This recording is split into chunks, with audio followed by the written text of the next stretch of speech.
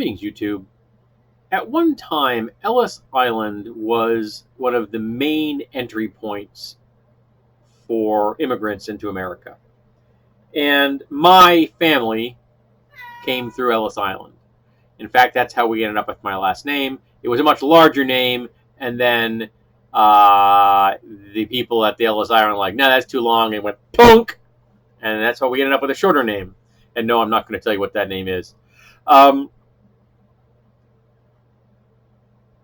And you know what they didn't need when they showed up at Ellis Island? Visas, paperwork, documentation. Nothing. They showed up, they gave a name, and they let him into the country. That's it. And a lot of the grandparents and the great-grandparents and the great-great-grandparents of the white racists in America today, of the racists that voted in the shit given to the White House, their families ended up here through a port of entry that required no documentation of any kind. They just showed up and they let them in.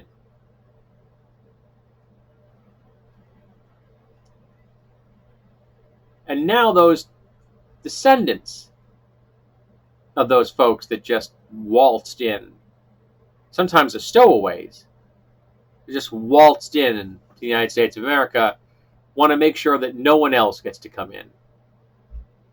They've decided they're going to bar the door and pull up the ladder, and nope, no one else. We are all full, even though we have huge tracts of land and lots and lots of housing, which isn't even being used at all. But they're ignoring that. They're ignoring that we have space and that we are the descendants of immigrants. They don't like to think about that. It makes them uncomfortable.